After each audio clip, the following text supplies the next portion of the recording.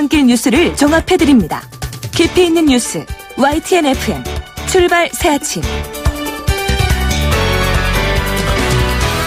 오늘은 한 주를 시작하는 월요일답게 날씨도 아주 상쾌합니다. 요새는 정말 봄을 느끼기에 딱 좋은 날씨가 지속되고 있는데요.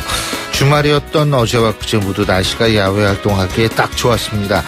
오늘 날씨와 같은 기분을 한 주 내내 간직한다면 전혀 힘들지 않게 지나갈 수 있을 것이라고 생각이 드는데, 우리가 사는 이 세상은 우리들의 마음이 만든 것이고 우리들의 마음에 의해서 세상을 바꿀 수 있다는 그런 생각을 하면서 이번 한 주 충실히 보내시기 바라겠습니다.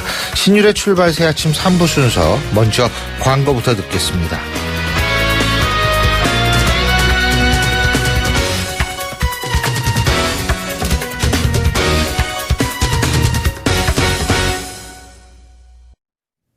YTN 라디오 신율의 출발 새 아침.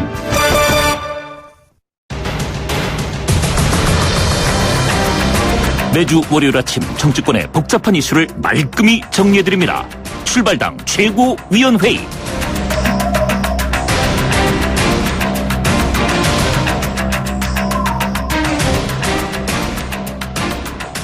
예, 다시 월요일이 돌아왔죠. 오늘도 월요일 날마다 언제든 여러분과 함께해 주시는 두 분 나와 계십니다. 데일리안의 이종근 논설시장 나와 계십니다. 어서 오십시오. 네, 힘찬 한 주를 여는 맑은 종소리가 되겠습니다. 이종근입니다. 두문정치전략연구소 서양호 소장이십니다. 어서 오십시오. 네, 새아침 새 대통령을 희망해 봅니다. 서양호입니다. 이게 어차피 5월 9일이면 새로운 대통령이 뽑혀요. 누가 뽑히든. 예.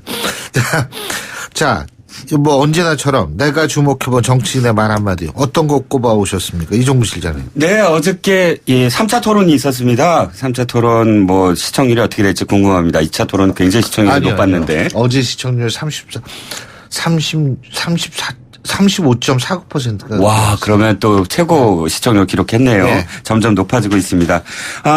여러 가지. 떨어질 거라고 봅니다. 네. 4차부터는 좀 떨어질까요?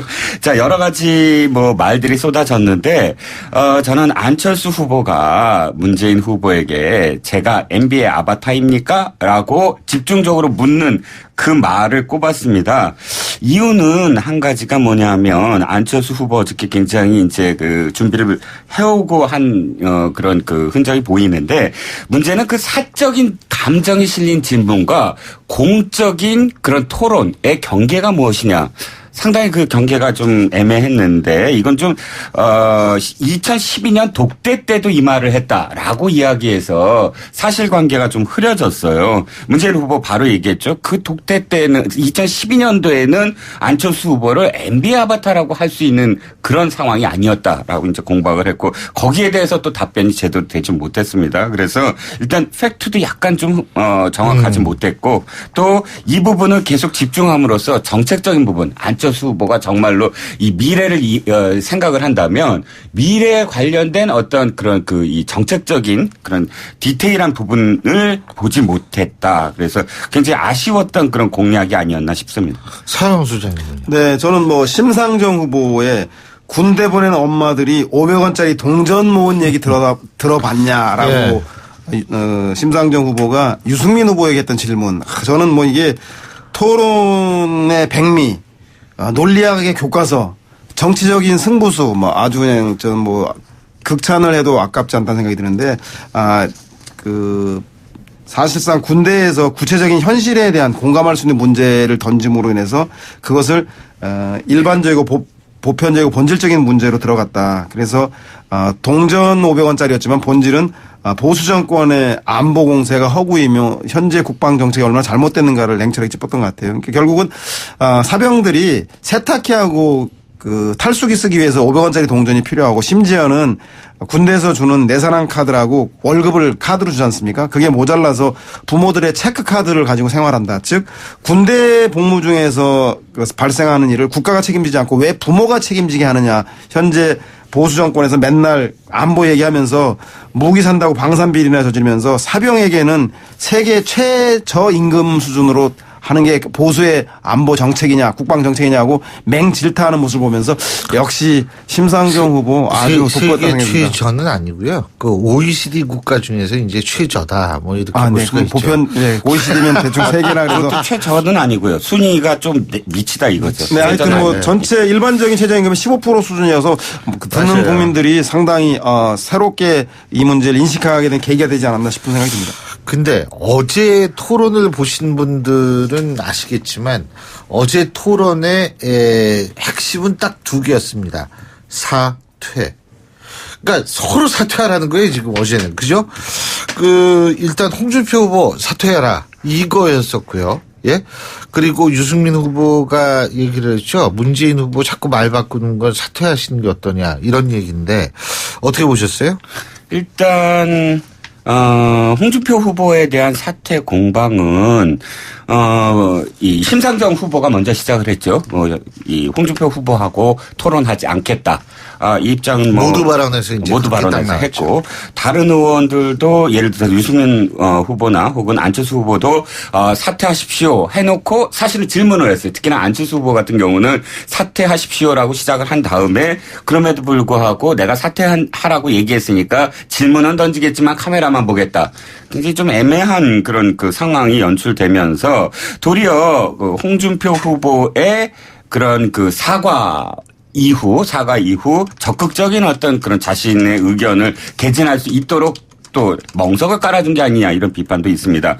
문제는 각 후보들이 홍준표 후보의 사과를 들으면서 사실은 그 사과마저도 또 말을 바꾼 거거든요. 예. 왜냐하면 그 직전에 홍준표 후보가 뭐라 그랬냐면 내 친구를 내가 도와준 것이 아니고 같이 하숙방에 있는 옆방에 있는 S대 학생들이 한 것을 내가 전해 들었을 뿐이다.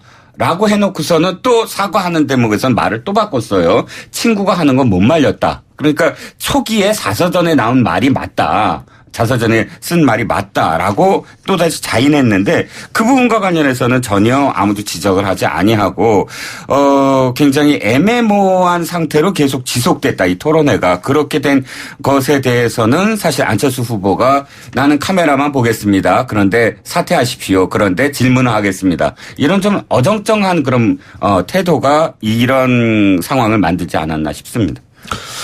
예, 지금 예. 네.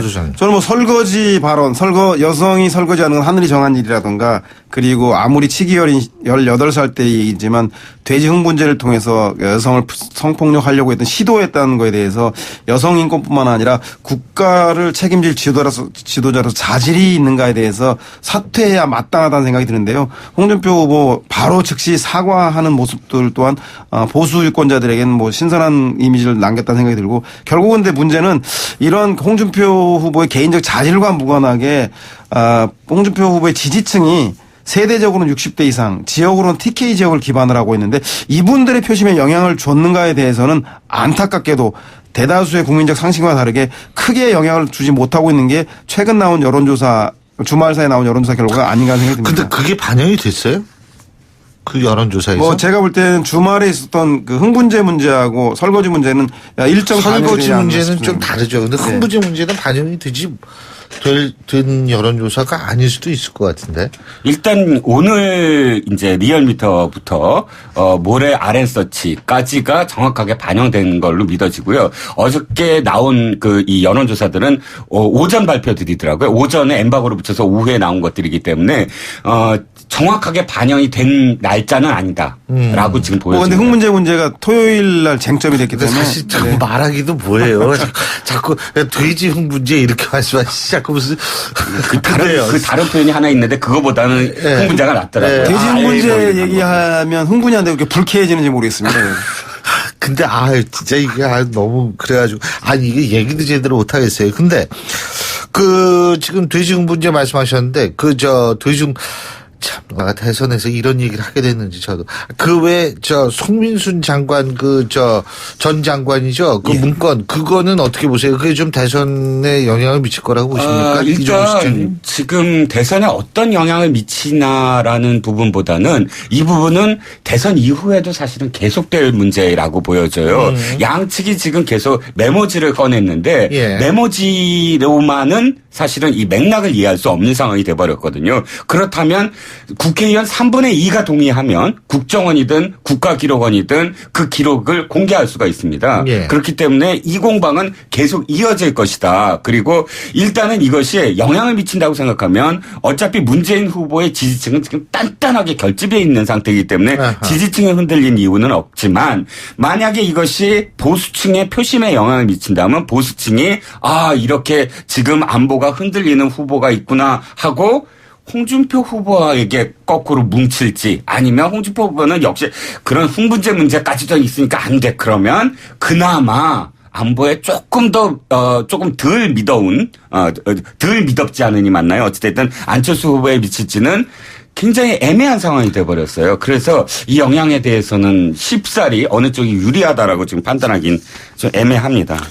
네, 송민수 대고록의 본질과 무관하게 쟁점은 두 가지인 것 같아요. 하나는 문재인 후보가 말을 바꾸고 있는 바로 그거죠. 신뢰할 수 있는 것인가. 네. 두 번째가 주권 국가의 중요한 결정을 북한에 물어봐서 한다는 게 있을 수 있는 일이냐인데 제가 볼 때는 문재인 후보가 말을 바꾼 것인지 아니면 기억이 구체화돼가는 과정인지에 대해서 해명이 돼야 될 것 같다는 생각이 들고 또 하나는 북한에게 물어봤느냐의 문제는 11월 16일 노무현 전 대통령이 주재한 회의에서 기권 결정한 이후에 송민순 장관이 다른 안보실장이나 통일부 국정원들은 대통령의 지시사항을 기권 결정을 이행하는데 외교부, 유엔에 가서 직접 투표해야 될 대표를 관리하고 있는 외교부에서는 계속 고집을 부리기 때문에 송민순의 고집을 설득하기 위해서 알아보라고 하는 것인지 아니면 송민순 장관의 말대로 11월 19일까지 결정이 나지 않았고 북에 물어본 다음에 20일 날 투표 바로 직전에 결정했다고 하는 송민순 장관의 말이 맞는지 이것을 확인하려면 지금 현재 대통령의 외교적인 그 활동 범위를 축소하는 정도까지 국익의 논란과 이 두 사람의 억울함을 해소하는 것 중에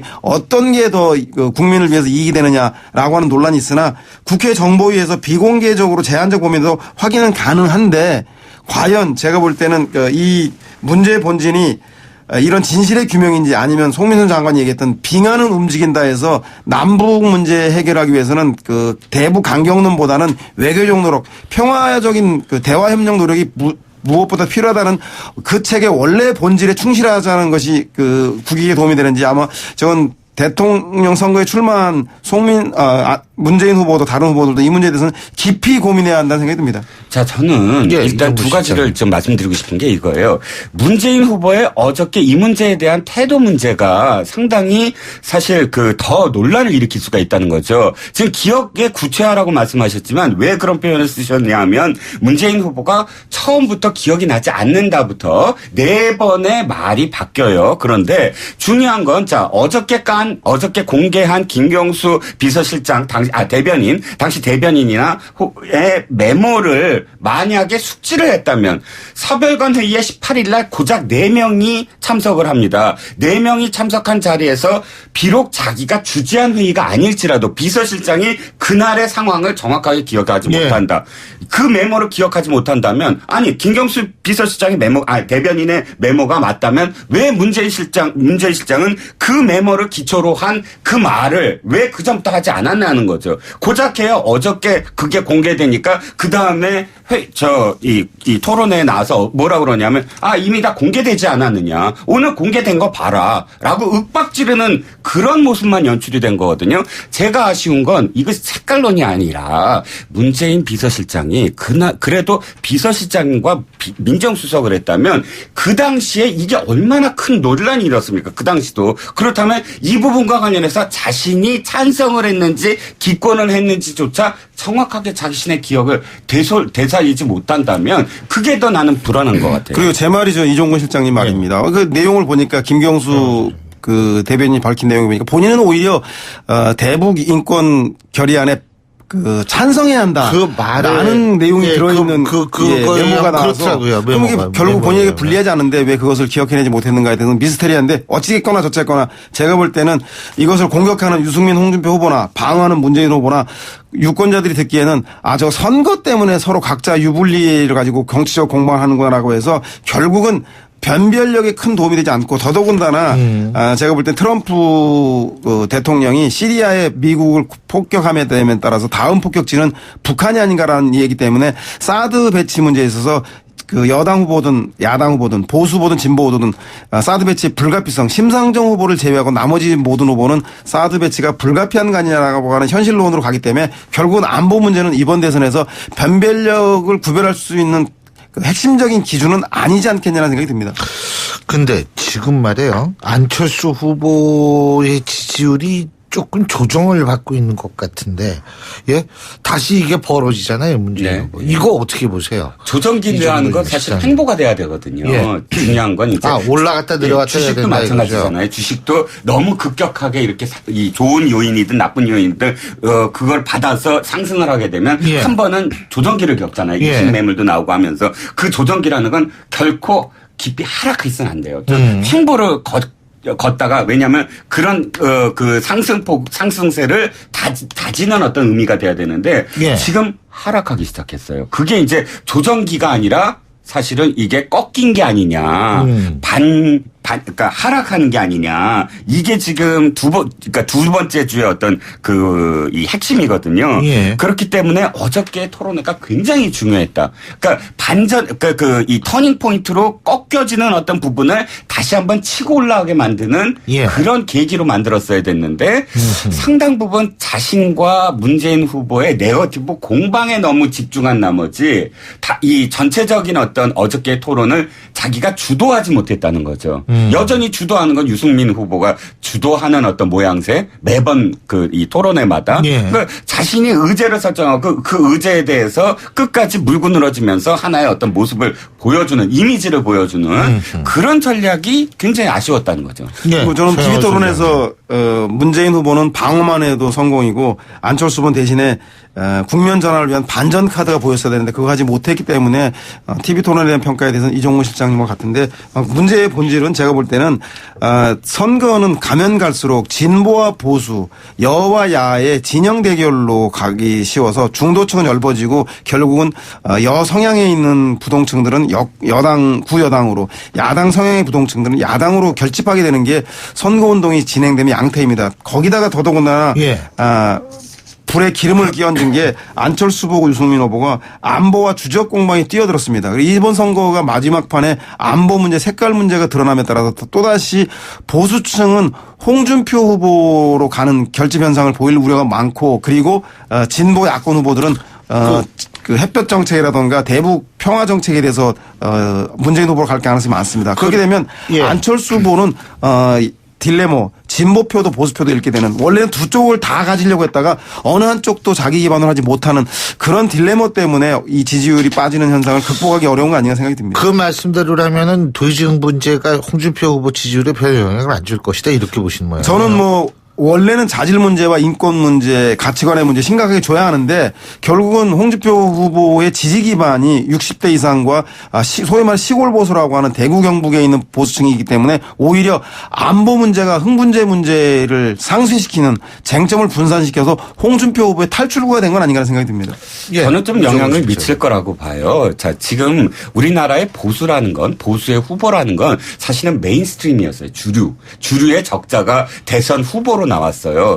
이해창 그러면 이해창을 어떻게 떠올리죠? 대법관 출신이네. 좋은 집안에 이렇게 그런 어떤 그 적자로 떠올리죠. 또 사실 박근혜 후보도 대통령의 딸 또는 이명박 후보도 사실 흑수저이긴 마찬가지지만 그럼에도 불구하고 자수성가에서 한 기업을 이룬 사람 이런 식으로 어떤 적자였거든요. 그렇기 때문에 이들이 서민도 잘 살게 하는 그런 나라를 만들겠다 하는 건 사실은 더불어서 그 확장성이 있는데 지금 홍준표 후보는 이 주류 사회에서 봤을 때는 사실은 비주류고 아웃사이더고 또 정책 자체도 사실 굉장히 아웃사이더의 어떤 모습을 보이고 있는 데다가 이번에 어떤 사건 자체가 이 주류에서 봤을 때는 이건 격이 떨어져. 격이 아니야. 우리의 어떤 그런 상징이 아니야. 이렇게 지금 비춰줄 수 있는 확률이 굉장히 커요. 예를 들자면 보수의 어떤 상징이 어디죠? 강남이잖아요. 강남의 어떤 그 전체적으로 그런 여성사회라든지 혹은 그런 주류사회에서 봤을 때는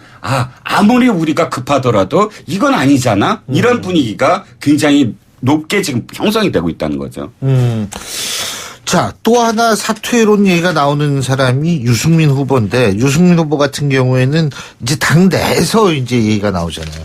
어떻게 보십니까? 저는 뭐 바른정당 국회의원들이 대선보다는 자신의 정치적인 그 향후의 전망 때문에 이렇게 갈리는 것, 즉 내년에 있을 지방선거와 다음에 있을 국회의원 선거 때문에 큰 후보인 안철수나 큰 정당인 자유한국당으로 회귀하자고 하는 이런 논란을 불러일으키는 의원들의 자질의 문제가 있다는 생각이 듭니다. 애초에 바른정당을 만들 때 기득권을 내려놓고 외부 인사를 영입하고 특히 반기문 전 사무총장을 전격적으로 영입해서 자기 기득권을 내려놓는 혁신과 반성의 모습을 보였더라면 지금처럼 궁색한 살림이 아니었을 텐데 오히려 지금 위기 상황에 몰리자 자당의 유승민 후보보다는 자유한국당과 국민의당의 후보에게 넘보는 문제가 본질적인 문제라는 생각이 들고 또 하나는 유승민 후보의 자살골도 있습니다.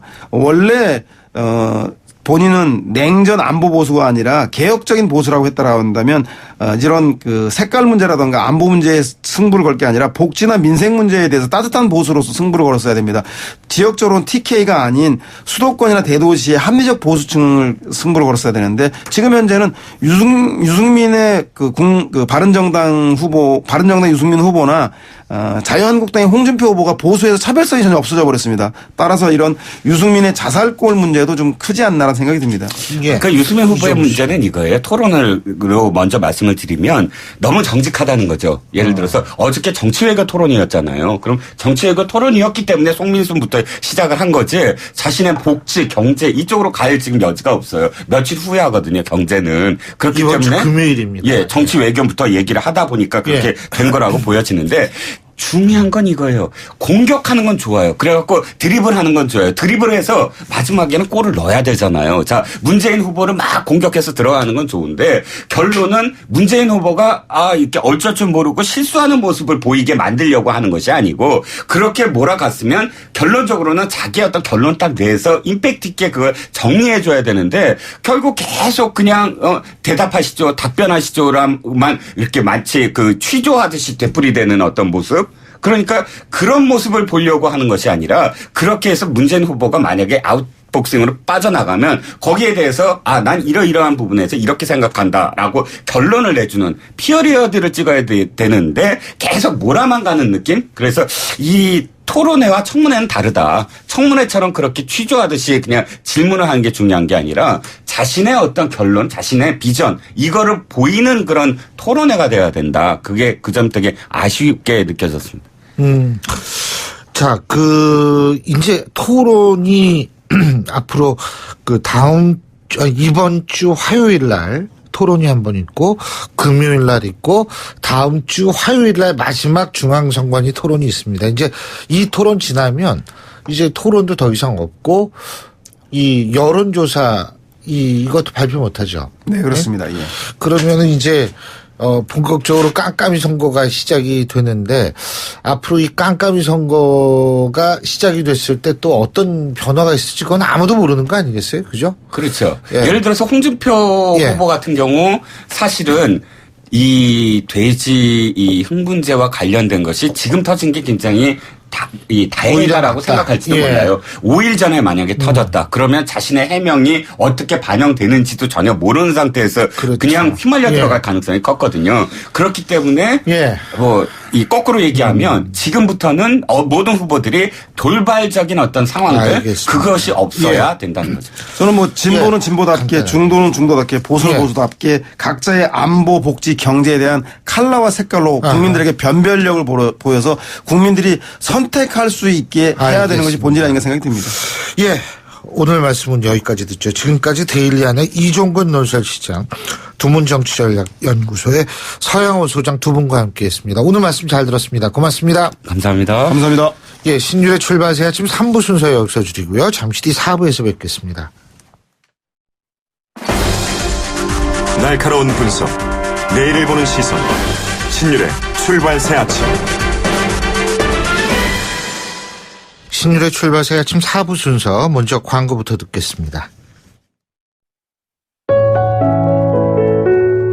출발 새 아침에서 드리는 선물 같은 한마디.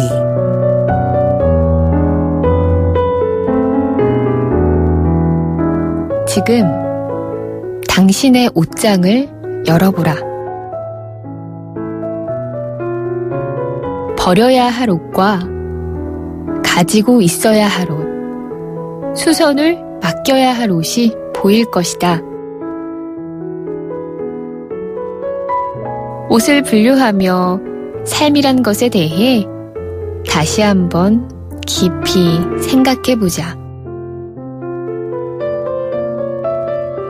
옷이 내는 목소리는 생각보다 힘이 세다는 걸 알게 될 것이다. 오늘은 패션 큐레이터 김홍기의 옷장 속 인문학 중에서 보내드렸습니다.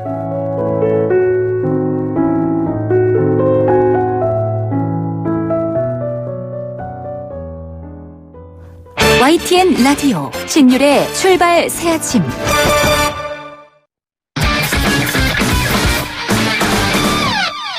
자, 이번엔 스포츠 소식 알아보겠습니다. 최동문 스포츠 평론가 전화 연결돼 있습니다. 안녕하십니까?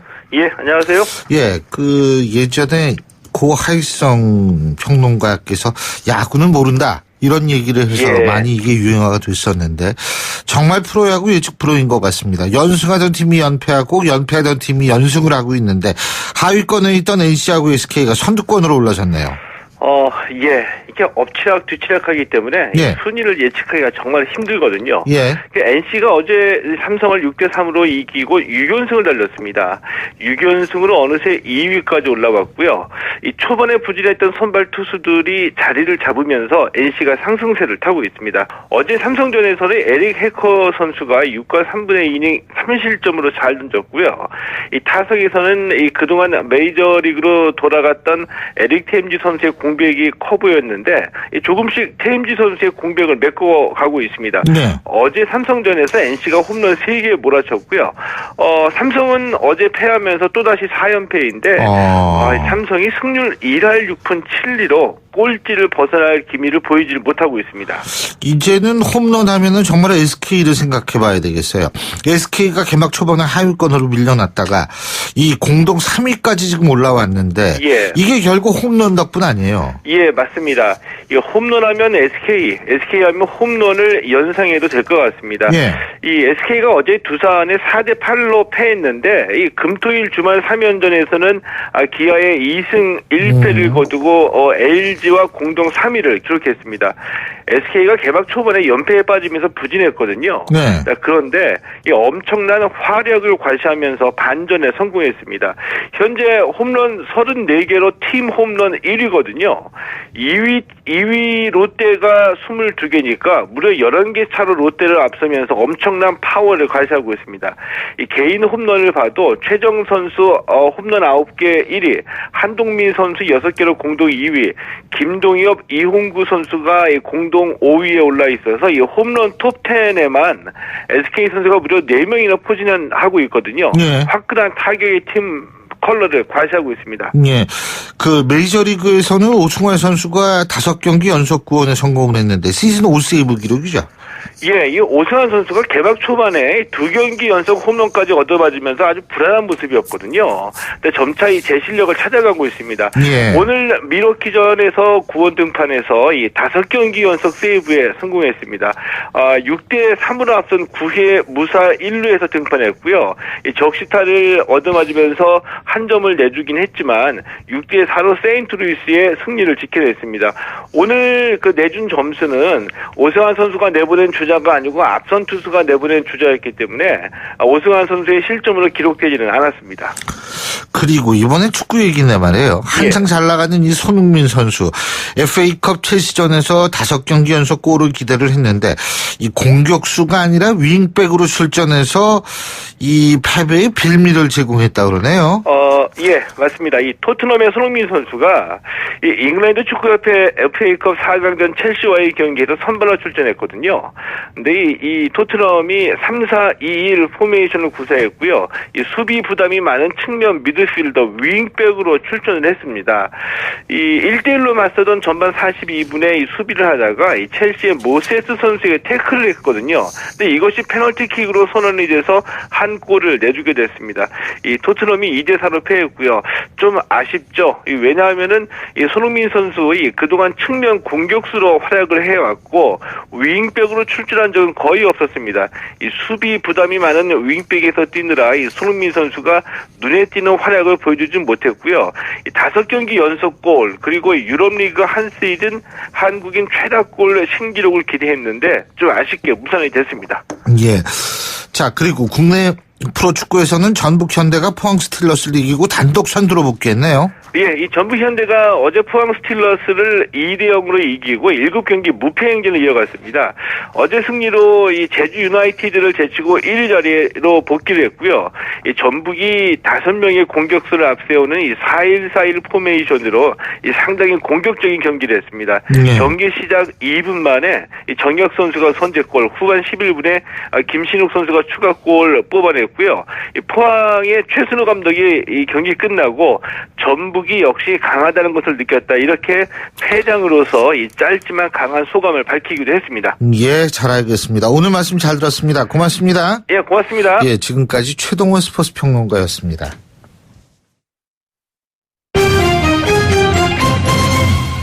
자, 이번엔 경제 뉴스 알아볼까요? 한국경제신문의 정인설 기자 연결돼 있습니다. 안녕하십니까? 안녕하세요. 예, 중국이 계속해서 북한의 원유 공급 중단이나 원유 공급 축소 이거를 주장하고 나섰죠. 원유라는 게 북한에 있어서 되게 중요합니다. 그렇죠. 90% 이상을 중국에 의존하고 있고요. 보통 이제 일반적인 전력은 석탄, 이제 북한에서 나는 석탄을 이용하는데 각종 무기나 뭐 차량, 교통수단은 다 휘발유를 쓰고 네. 대부분의 공장도 원유가 있어야 돌아갑니다. 그래서 만약에 중국이 북한으로 가는 송유관 파이프를 만약에 잠근다라고 하면 김정은 체제에 상당한 타격이 되는 일인데 네. 그런데 AP통신이 이렇게 보도를 하고 있었습니다. 그 북한의 주유소마다 기름을 넣으려는 차들이 길게 줄지어 서 있고 휘발유 가격도 뭐 폭등하고 있다 이렇게 보도를 하고 있는데 네. 이거는 뭐 이미 중국이 북한의 송유관을 잠궜다 이런 것보다는 이미 이제 이로 오를 것 같으니까 북한에서도 일부 휘발유 같은 경우는 거의 수입이니까 시장 경제 내지는 그 수요 공급에 의한 거니까 다들 사재기를 하고 있다 이렇게 볼 수 있을 것 같은데 왜냐하면 지난 6일 미중 정상회담 이후 중국이 계속 그 원유 공급 중단 카드를 계속 꺼내들고 있죠.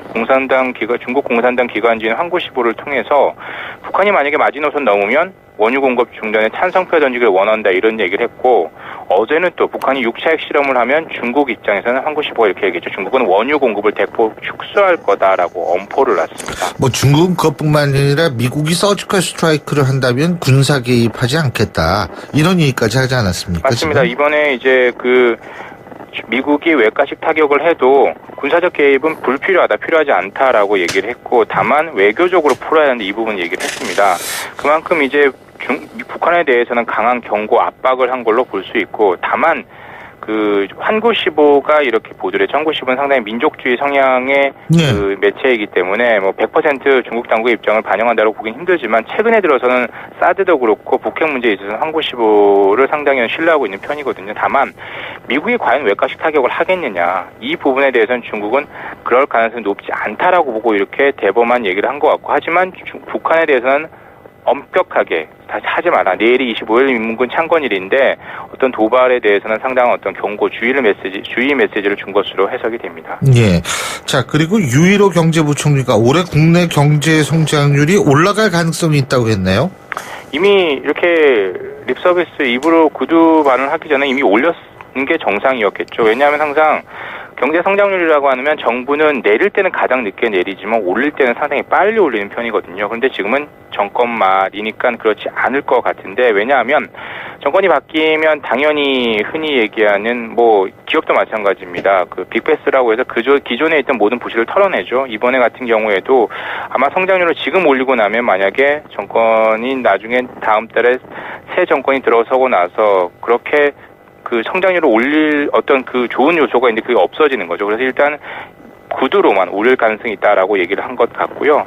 다만 이제 유일호 경제부총리는 이제 지금 현재 주요 20개국 재무장관, G20 재무장관 중앙은행 총재에 참석해서 지금 미국 워싱턴에 가 있는데 그 기자들에게 미국의 정책 방향 등 외부 요인이 성장률을 끌어낼 가능성이 있다. 그래서 외부 요인에 대한 상당한 어떤 그 주의의 메시지를 줬고요. 그리고 이제 안팎에서 제기되고 있는 추경의 필요성은 없다 이렇게 봤습니다. 현재 앞으로 기획재정부가 남은 이 10여일 동안 만약에 성장률을 진짜 제대로 올리느냐 안 올리느냐도 상당히 관심사가 될 것으로 보입니다. 근데 성장률도 물론 굉장히 중요하죠. 근데 이제 고용 없는 성장이 되면 이게 문제가 되는 거 아니겠어요? 그죠? 하루 이틀 만에 풀 수 있는 문제는 아닌 것 같고요. 이거 참. 근데 이주열 한국은행 총재는 새 정부의 경제정책이 하반기 경제의 변수가 될 것이다. 지금 이런 예측을 내놓고 있지 않습니까? 이 부분이 상당히 재미있는 부분 같은데 유일호 경제부총리는 어차피 떠날 사람이잖아요. 그러니까 외부 요인이 되게 중요하다. 우리에겐 정말 많은 영향을 미칠 거다 얘기했지만 이주열 하는 총재는 임기 독립성을 보장받는 사람이니까 앞으로 뭐 차기 정부가 들어서 계속 남을 사람이지 않습니까? 그런 부분의 입장에서 가장 중요한 거는 새 정부의 경제 정책이 더 중요하다. 하반기 경제에 큰 변수가 될 거다. 왜냐하면 이미 한 해는 금리를 올릴 채비를 다 해놨습니다. 성장률을 올렸죠. 그다음에 뭐 여러 가지 가계부채 문제도 있지만 그 부분에 있어서는 상당한 어떤 올릴 가능성이 있는데 새 정부가 들어서면 당연히 어떤 성장률을 올리거나 어떤 경기 부양을 하려고 하겠죠. 그 부분에 있어서는 금리 인상과 약간의 충돌하는 측면이 있으니까 하반기 경제의 가장 큰 변수는 새 정부의 경제 정책이다 얘기를 했고요. 왜냐하면 이미 다른 얘기는 다 공부를 떼고 있습니다. 중앙은행 총재 회의에 갔더니 다른 나라 총재들이 이렇게 얘기를 하더라. 중기적으로 올해와 내년 세계 경제가 괜찮다고 얘기했다. 금리를 올리는 다른 여러 가지 분위기를 만들어 놓고 있는 거죠. 그리고 이렇게까지 얘기를 했어요. 자본 유출 압력이 크지 않다면 국내 상황에 보다 중점을 두고 통화 정책을 운용할 생각이다. 이렇게 얘기를 했습니다. 자, 그리고 국내에 이 저비용 항공사, 저가 항공사가 더 늘어날 수 있다는 소식이 있죠? 이미 국내에 6개 저가 저비용 항공사가 있습니다. 미국이 우리보다 당연히 경제 규모가 큰데 미국에도 지금 6개거든요. 근데 우리는 지금 벌써 6개인데 이미 6개가 더 이제 출범을 준비 중에 있습니다. 6개가 더? 맞습니다. 그럼 다 한다라고 가정을 하면 12개가 되는 거죠. 이미 국정항공사 이런 거 포함하면 더 훨씬 많이 늘어나게 되는 건데 이미 법인 설립을 마쳤고 설립을 준비를 하고 있어요. 근데 기존에 그러면 저비용 저가 항공사는 잘 나가느냐? 물론 잘 나가고 잘 되는 것도 있습니다. 하지만 작년 7월에 출범했던 에어서울은 적자 상태고 나머지 이스타항공, TA항공 다 자본 잠식 상태거든요. 그럼에도 불구하고 이 저비용 항공사가 하는 이유는 지역 정서를 등에 업고 있습니다. 대부분 지금 출범을 준비 중인 그 저비용 항공사들은 지역 거점 공항을 두고 이 공항을 중심으로 김포, 서울, 제주로 왔다 갔다 하겠습니다. 누굴 노리고 대부분 유커들을 노리고 하겠다는 건데 지금 유커들 많이 줄었잖아요. 이 부분에 있어서 지역 정서가 있기 때문에 지자체들과 힘을 합쳐서 이렇게 요구를 하고 있어서 정부 입장에서 상당히 곤혹스러운 입장인 거죠. 근데 그러니까 저가 항공사를 새롭게 설립하려는 사람들도 충분히 계산은 다 있을 것 같은데. 맞습니다. 최근에 국내 이용자들도 저비용 항공사 많이 이용하잖아요. 국내 벌써 저비용 항공사 점유율이 저가 항공사 국내선 점유율이 57% 절반을 넘어섰고요. 국제선 점유율도 30%입니다. 되게 가까운 곳들은 대부분 가능하면 저비용 항공을 이용해서 가려고 하잖아요. 싸니까요. 이 시장이 계속해서 성장하고 있어요. 2010년 이후에 연평균 20%씩 성장을 하고 있으니까 군침을 돌게 하는 시장인 거죠. 그래서 이거 힘들다 하더라도 계속 성장하고 있네. 나도 뛰어들어가도 되겠네라고 생각을 하면서 지역 주민들의 관광 수요, 해외 관광 유치, 특히 유커들 지금 잠깐 줄었지만 다시 언젠간 정상화되지 않겠어? 라고 기대를 하면서 계속 저비용 항공사 설립 붐에 뛰어들고 있는 거죠. 이게 참 어쨌든 소비자의 입장에서 볼 때에는 혹시 이 경쟁이 치열할수록 가격이 더 떨어지는 거 아닌가 이런 생각은 할 수가 있을 것 같은데. 맞습니다. 그죠? 그런 경쟁을 되게 부추기는 측면에서 소비자에는 네. 좋을 텐데 안전과 직결된 문제이기 때문에 이 부분도 맞아요. 뭐 염두를 해둬야겠죠. 이 소위 말해서 정비사의 이 숫자도 제한돼 있는데 이렇게 자꾸 항공사만 늘어가지고 이것도 좀 걱정이 되는데 이런 분석도 있더라고요. 정비도 잘해야 될 텐데. 자, 그리고 얼마 전에 유나이티드 항공이 승객을 강제로 끌어낸 사건이 있었죠. 그죠? 그렇습니다. 근데 이번엔 미국, 그러니까 아메리칸 항공이 아기를 아는 여성 승객한테 유모차를 강제로 빼앗고 약간의 폭행도 있었던 것 같더라고요. 맞습니다. 미국 시간으로 지난 22일이었고요. 네. 샌프란시스코에서 댈러스행으로 가는 아메리칸 항공 기내에서 일어난 일입니다. 한 남자 승무원이 아이를 안고 있는 여성으로부터 접이식 유모차를 뺏었고 그 뺏는 과정에서 여성의 얼굴이 부닥쳤고 그리고 그 옆에서 보고 있는 남성 승객이 흥분해서 왜 그러냐라고 했더니 당신은 빠져라고 하면 손가락질해서 거의 폭력 사태 일부 직전까지 갔다라고 하고요. 아메리칸 항공 같은 경우는 유나이티드 항공이 최근에 이 일 가지고 홍역을 치렀었잖아요. 그래서 바로 꼬리를 내렸습니다. 직접적인 사과는 안 했지만 사례 급지 못했다. 그 직원은 그 업무에서 배제를 했다라고 하고 그 유모차를 빼앗긴 피해자인 여성 승객은 1등석으로 바로 옮겼고요. 미국 항공사들은 국내 항공사하고 문화가 많이 다르기 때문에 상당히 어떤 그 영향력, 권한이 셉니다. 그런 부분에 있어서 우리 항공사 국정항공 탔을 때와 상당히 다른 부분이고 이미 독과점 상황입니다. 미국 같은 경우는. 그래서 우리나라와 상당히 다르다는 점을 분명히 유념해 주셔야 될 것 같습니다. 근데 이게 도대체 뭘 믿고 이 아기를 아는 승객한테 이런 짓을 했는지 모르겠어요. 예? 그렇습니다. 그러니까 항공사들 승무원들이 상당히 고압적인 거는 뭐 이미 다 유명하니까요. 그런 부분을 다 알고 있어야죠. 그게 사실 지금 그러니까 예를 들면은 그 같이 거기 승무원하고 이 승무원한테 항의를 하고 같이 싸운 남자 승객도 참 만만치가 않던데 중요한 거는 지금 아메리칸 항공이 그 공식적으로 사과를 하고 해당 승무원을 업무에서 배제하겠다라고 그렇게 얘기를 한 모양이더라고요. 그렇습니다. 그리고 이제 여성 승객 같은 경우는 1등석으로 옮겼고요. 예. 미국 항공사는 그 9.11 테러 이후에 이렇게 많은 권한과 어떤 그 승객들에게서 어떤 강제 집행할 수 있는 그 권한을 줬기 때문에 이런 문화가 생겼고 예. 미국 같은 경우는 3개 영역 그 항공사들이 사실상 시장을 과점하고 있거든요. 그런 문화 탓이 큰 것으로 보입니다. 이 독과점이 그래서 여러 가지로 문제긴 문제인데 하여간 잘 알겠습니다. 오늘 말씀 잘 들었습니다. 고맙습니다. 감사합니다. 예, 지금까지 한국경제신문의 정인설 기자였고요. 신율의 출발 새 아침 월요일 순서는 여기서 모두 줄이겠습니다. 자, 여러분 한 주 출발이 중요하죠. 오늘 하루 힘차게 보내시기 바라겠고 저는 내일 아침 7시 15분에 다시 오겠습니다. 신율이었습니다. 고맙습니다.